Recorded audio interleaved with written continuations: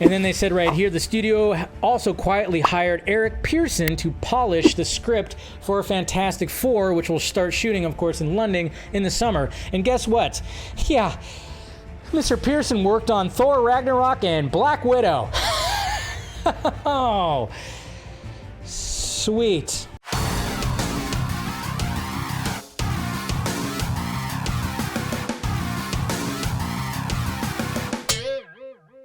Kang Dynasty. Oh, man.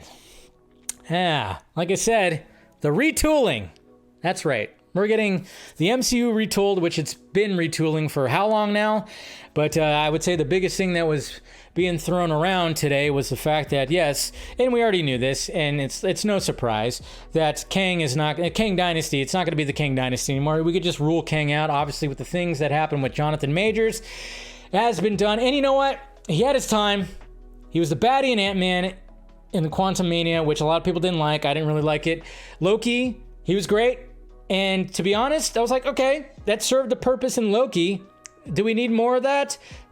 No, we don't. I don't think we do. Even though they showed all the Kangs, you know, at the end of Ant-Man. Well, who cares? Who gives a shit? We don't need that anymore. We just don't need that. How Marvel is quietly retooling amid superhero fatigue. There's that term right there. The studio's golden box office era has been dented, but chief architect Kevin Feige isn't scrapping his years-long cinematic universe plan, just refining it. They're not going to give up, says an insider. Just over a year ago, Ant-Man and the Wasp: Quantumania was set to take Marvel Studios to the next level. A new villain was going to be introduced, setting the stage for several years' worth of storytelling. And the movie itself was a giant sizing of a franchise that was previously modest in scope. But the Disney division is the midst of a pretty darn good February, all things considered, despite the general gloom and surrounds the superhero genre. You know, talking about, of course, what's going to save it? Well, you know, obviously Deadpool and Wolverine, that is expected to do some good numbers, you know, especially after what happened, you know, with the Marvels, my God. And then, of course, next came, you know, talking about Fantastic Four and how they're doing all that and the way that they're doing. Yeah, Fantastic Four definitely needs to be a win for them as well. And hopefully it is. And then they said right here, the studio also quietly hired Eric Pearson to polish the script for Fantastic Four, which will start shooting, of course, in London in the summer. And guess what? Yeah, Mr. Pearson worked on Thor Ragnarok and Black Widow.